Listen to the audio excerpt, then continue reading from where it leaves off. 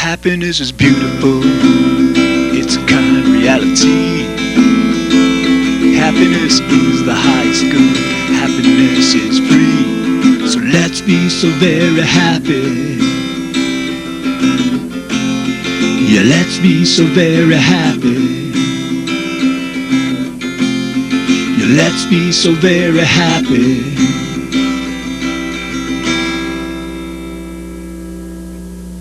Welcome to the Happiness Show. This is George Ortega.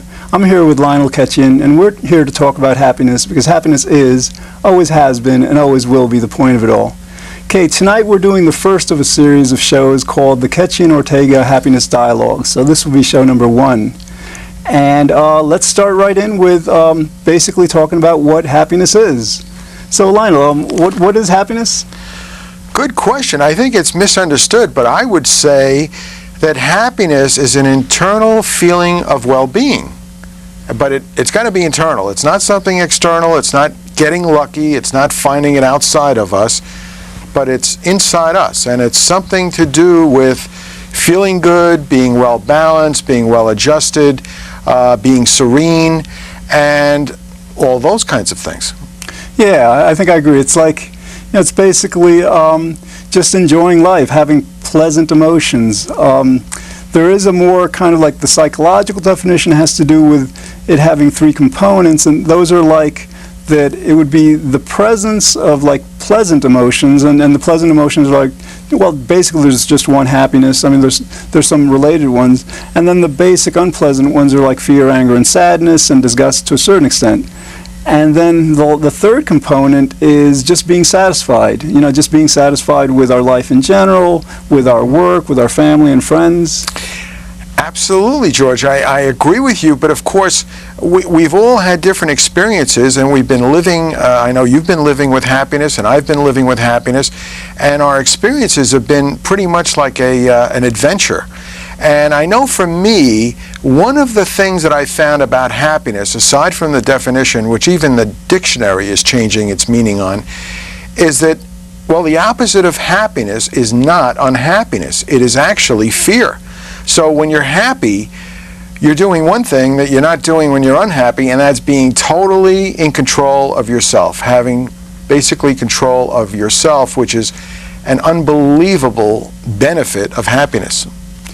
Yeah, actually you mentioned the opposite of happiness is being fear. Now, why wouldn't it also be like, when you're sad or angry? I mean, I would think that any negative, unpleasant emotion that isn't happiness would kind of like be not being happy.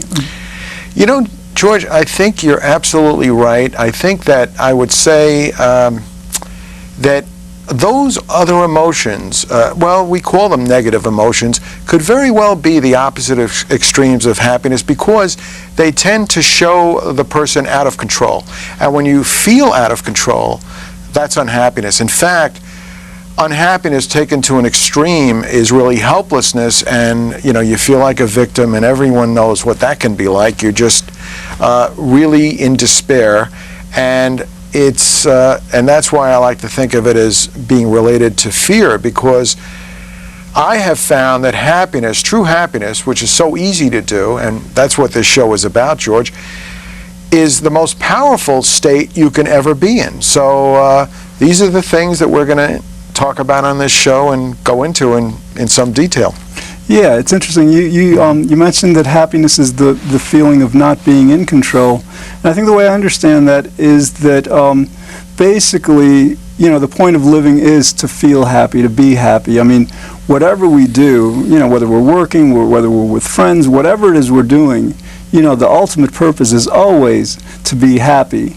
And so that like when we're not feeling happy, when we're not happy, then we're kind of like, in a sense, out of control of what we should be doing. We're not really controlling our lives, our emotional, our welfare as we should, as is our most profound and deepest goal. George, you are so right about that. In fact, what you're saying, and in total agreement with what you're saying, that when you're unhappy, you're actually not taking charge, you're not controlling the very thing that you can control, and that's yourself. You're actually so upset, so unhappy that the situation or the circumstance or the person, the difficult person you might be dealing with, is making you unhappy, that you're giving your power to that person or circumstance or situation that you have no control over anyway. So you've taken the control away from yourself, given it to something that you have absolutely no control over, and now you've done the double whammy. So unhappiness, which is what many people use as a strategy to live their life, just doesn't work. And let's face it, does it feel like it's any good? No, it feels terrible. And I know that, George, you found happiness to work for you, and I found it to work for me. Let me ask you, how does happiness feel? Oh yeah, happiness is great. I mean, that you know, happiness, joy, you know, feeling pleasure, feeling satisfied. That is really, when you think about it, the only pleasant feeling. I mean, like, we feel happy when we love, when we feel successful, when we enjoy something. There are many means of our achieving this happiness. But the happiness is just it's a great feeling. It's a feeling that basically our needs are met. It's not like we're wanting something that we don't have. I mean, it's just it's a feeling that everything is as it should be, or as good as it should be. Yeah, so you're saying happiness is important. Oh yeah. Why is it important? Why is it important to you, George? Well, it's important to me personally because it is my fundamental goal. I mean, I think, along with everyone really, when we think about it, live to feel good. I mean, like, it's very basic. I mean, Freud used to talk of it in terms of the pleasure principle, the idea that, like, anything we do is either to seek pleasure or to avoid pain. So naturally, happiness is important to me because it sets my focus for everything. You know, everything I do throughout the day, you know, I'm measuring. You know, there are some things that we have to do that may not necessarily be as pleasant as we would like.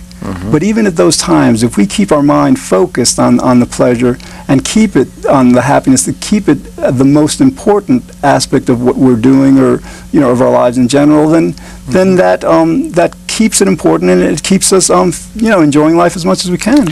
Yeah, George, I can't agree with you more, and I have found that you know, there's an old saying that you can't have everything, but if you have the right something, you can have everything. And for me, after a lot of, you know, living and thinking and investigating, I found that finding happiness and making it a very, very much a part of my life, it has really given me the looking glass into the world where I found out I really have everything. But as soon as I lose happiness, I lose control of myself, then nothing measures up, because I think the world, see, everybody's looking for happiness. In fact, the United States is based on the principle of the pursuit of happiness, but it is now time to stop pursuing happiness, and it's now time to get the benefits, the full benefits, the full measure of the quality of life, which is happiness. And it's really so easy to do. And these are some of the things that I'd like to share with people, and I know, George, that you would as well. Happiness is so important, we probably could do 10 shows on the importance of it, because for one, it affects our health, it affects our well-being, is everything. And we don't realize how much control we have of our well-being. You know, Epictetus, an old Greek philosopher, had said 2,000 years ago that it isn't what happens, but how you respond to what happens or react to what happens. So it's not what's happening, but it's how we interpret what is going on and then react to it. And that kind of brings me to another thought about happiness altogether, and that's why are we unhappy? Why aren't more people happy, or make it number one in their life? Right, that's a very good question, because like, a lot of philosophers throughout the ages would conclude that most people were simply not happy. And perhaps that may have been true hundreds of years ago, I'm not sure. But even to the modern day, people like Freud and this guy Thomas Zatz, a famous psychologist, they would just philosophically conclude that happiness was just not possible. Fortunately, back in the early 60s, they actually began to study happiness comprehensively, and they asked thousands of people the question, you know, how happy are you? Are you happy? And they pretty much found out that most people, in fact, throughout the world in this country are happy. The problem, though, is that even though most of us are happy, here in the United States about 90% of us are happy, we're not all that happy. You know, we're all like, the average level of happiness in the United States is 69%. That's like, you know, that's like a high D, it's not even a C. And many of us are less happy. You know, I've mentioned this before on the show.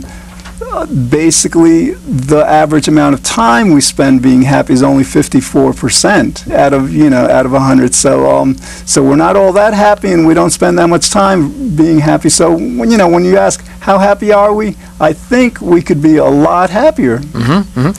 I would say that doing the math on your formula here, which you said about how many percent of the population is happy? Here in the United States, it's about 90%. Okay, 90. And how much of the time is that 90% happy? Well, about 54% of the time. Okay. Right? So we're down to under 50%. We're down to like a 45% ratio because people aren't happy all the time, and they're only happy 50-something% of the time, and it's only 90% of the population. I've got this to say about happiness, and maybe it's a rather dramatic statement, maybe even radical, but I know it's been true for me for 12 years, and that is that speaking for you, certainly speaking for myself, you can be happy all the time, every minute, every hour, no matter what happens, and especially no matter what happens, because life is, you know, life is always going to be happening.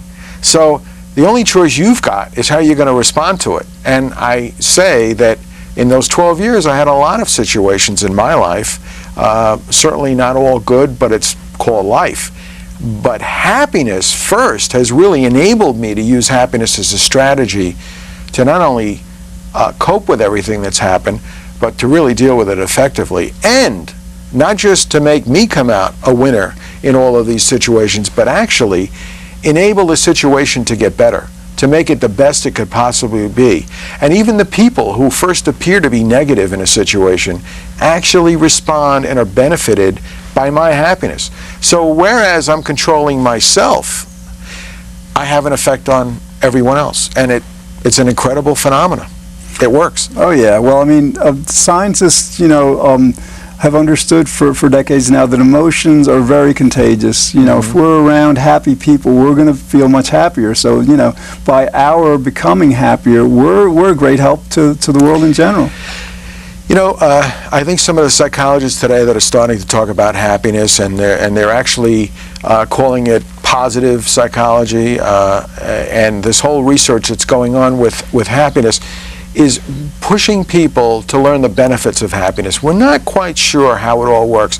Gratitude is a very significant part of happiness, and actually Dr. Dan Baker, who's a psychiatrist, he's with the Canyon Ranch out in Arizona. It's like $600 a day. This isn't a commercial for them, by the way. A little expensive. But he wrote a book, a really good book recently called What Happy People Know. And Dr. Dan Baker has said, and I basically agree with him, that the opposite of fear is gratitude. And where I probably differ, and it's probably semantics, is gratitude is such a big part of happiness. If you're not grateful for the little things in your life, you're never going to be there, because no matter how much more you get, if you're not grateful for what you have, getting more doesn't do anything for you. See, that's the funny thing. All it is an addiction, and unfortunately, happiness has been an addiction for people. What I'm talking about is something very different. Happiness being causative, being unconditional, to attract to you the very thing you want. In fact, you don't even need it anymore. You've already got it, and all you do is go out into the world, travel through your day, and just keep, like a magnet, attracting all these different situations to you. It really is phenomenal. What a way to live. And George, the reason we're doing this show is there's a benefit here. A lot of psychologists, a lot of research is going into happiness now for the very first time, and this is wonderful to be doing a show on happiness. I mean, George, you know I love you because you're doing this show, and here I am sitting here with you. all we want is to benefit people. I mean, when you're happy, you don't need anything anymore. It's true. I mean, you were talking before about gratitude, and like gratitude kind of is like you appreciate something. I mean, you feel thankful for it because you appreciate its value, you recognize it and all, and that's actually kind of the basis of one of the theories on happiness. It's by Ed Diener, who's like the leading authority on happiness, and he created like an evaluation theory, so that what happens is, like you were saying, happiness is an internal process where we see the world going on around us, and the world isn't perfect. We're not perfect. You know, reality is not perfect, but we evaluate whatever is going on in a way that will bring pleasant feelings and cause us to be happy. So that, you know, in a sense, that evaluation is like showing gratitude for what's out there, and we're seeing it in the best of ways. Absolutely, and I think Dan Goleman, used to be a New York Times science editor. He's a doctor, a PhD. He's written a book, many books now, but he originally started up with the emotional intelligence. Excellent book. It talks about the fact that we have an IQ. That's how intelligent I am. And, you know, give me a crossword puzzle or a multiple choice test, and my IQ will reveal how smart I am. But there's more to intelligence than just our intellectual side, and that's our emotional quotient, the EQ. And that's interesting, because if you're emotionally not together, and if you're not emotionally balanced, I don't mean that you're crazy. We're all crazy. But I mean, if we're not emotionally at peace, we're out of sync. We cannot bring the best out of ourselves, and it's a very simple equation. You can't use your intellect, your intelligence, because you can't do simple things like make the best choice, because you're overwhelmed with unhappiness. And there is the reason that happiness works. And there's the reason that happiness becomes an intelligence all on its own, one that can guide you into really understanding what is best for you and the situation. Yeah, that's a very good point, because sometimes we think that those of us who are more intelligent are happier, and again, fortunately, 40 years of research on happiness has shown that being more intelligent maybe sometimes slightly affects it, but it's like a lot of things. It's just a very trivial effect. And the intelligence that's most important is what you referred to, the emotional intelligence, because there are different types of intelligence. There's like, you know, an intelligence for music, for you know, there are different categories of it. And the intelligence that generally we think about is the IQ, what's measured in schools and all, and that really isn't important. Yeah, very true, George. And as you're talking, I'm getting the idea that I know why I'm here, and I hope the reason you're listening is that you want something better in your life. Because, and you know, the funny thing is, I'm not saying, gee, if you have $1,000, write me a check and send it to me. No, we don't want money. We actually don't want a thing. All we want is for you to understand the principles of happiness, how it works, how you can benefit, because if you haven't got happiness, you haven't got it to give. And I think one of the ways this world could be a better place to live in is with happier people. I mean, who would you rather be with? You know, you want to be with an unhappy, complaining person, or would you rather be with a person that's happy, feeling fulfilled? There's nothing that's perfect. George mentioned that, and that's so true. But I realize now that I'm here and I'm talking to George and I'm on the air, I believe in happiness. It is just the greatest thing that's free. All you have to do is learn how to do it. That's why I've been teaching it at school. Sacred Heart University. I did teach it there for a number of years. Have a website called happinessclub.com. Everything is free. We have free meetings with a group called the Happiness Club, and all it is you could be a member of the Happiness Club. Just start smiling, be happy, or don't smile, but understand that happiness is what you need. You can check out the website, happinessclub.com. You can also get a free newsletter every other week called the Happy Newsletter. It's right on the website, or you could send an email to, go on the website, happinessclub.com. I also write a column called the Be Happy Zone, and that's in one of the newspapers in Connecticut, in the Fairfield Citizen News. I believe in happiness, George believes in happiness, and we want to bring you every week benefits and this isn't just to hear us talk, it's to share a wealth. If you want to be wealthy, you wouldn't want to be wealthy sometimes or have somebody else control your money. It's the same thing with happiness. It's a wealth of abundance that you possess, but you don't know you have it until you start using it. So we want you to start practicing happiness, because it's the only way you're ever going to be happy. And we want you to know it's possible, because George does it on a daily basis, hourly, by the minute. He's happy while he washes dishes. Sounds funny. Now, I don't want my wife to hear this, because she'll be having me wash dishes, but I'll be happy even if that happens. What do you think, George? Oh yeah. Actually, that leads us into like the main part of this show. I mean, we can be happier than we are as people, as individuals, and then the question becomes, well, how do we become happier? And this is what this show is about in general. So we're going to be talking about this many times. Yeah. But let's address it now. Generally. What do you find is like, the essence of being very happy and becoming happier? Okay, I have found, at least in my life, when I realized after a number of years of searching, well, probably 30, and I'm 58 now, so we're talking about when I was in my almost 30 years old, and what's important. And I made a list, and I found out that happiness was in that top 10. But it moved up from month to month until it became number 1, because I realized it was everything. Everything else hinged on happiness, as George, you and I talk about. And the Greeks understood all of this. Now, we're not going to get into a philosophy course here, but basically, everyone wants happiness. The Dalai Lama will tell you, I mean, he's a religious leader, saying happiness is the most important thing there is in life. And he's not trying to preach religion to you. He's telling you that there it is, happiness.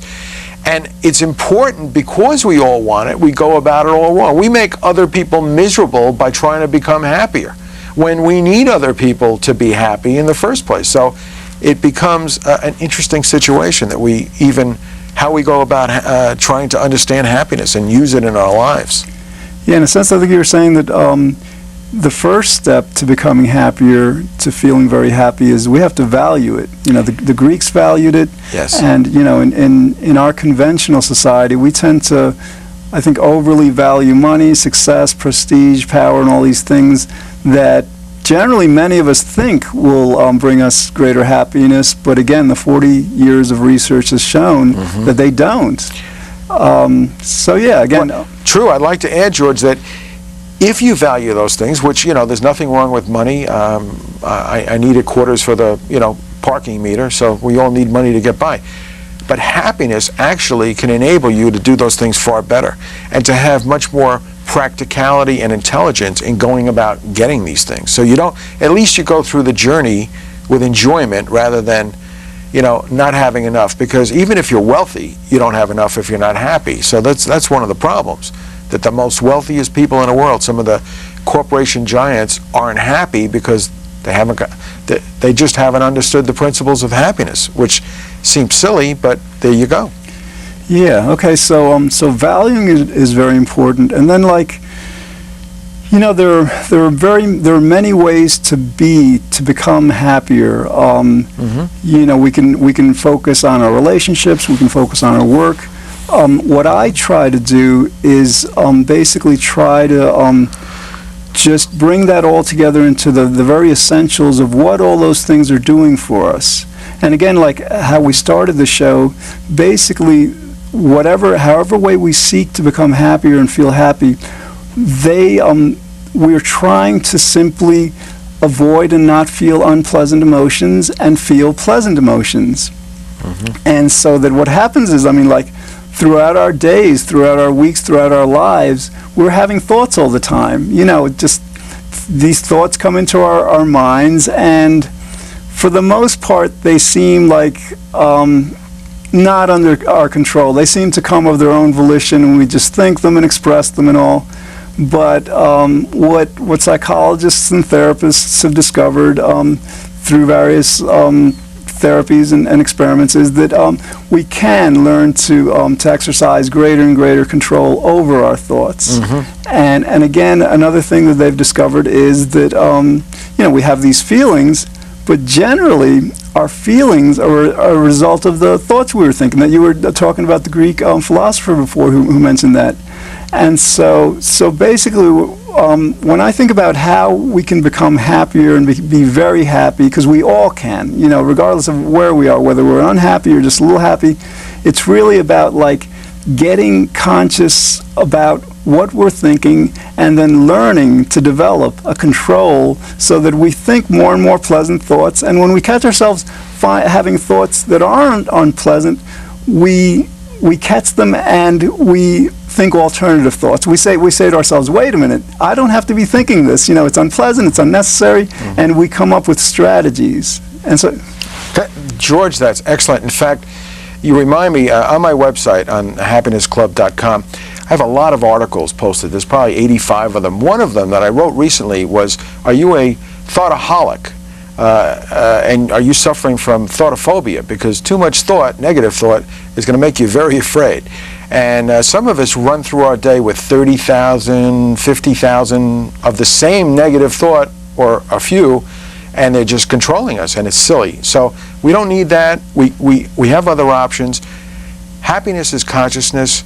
Unhappiness is unconsciousness. And I think one of the reasons that people become unhappy and stay unhappy is they don't realize, they're not conscious that they have a choice to be happy. But first you must make a decision to be happy.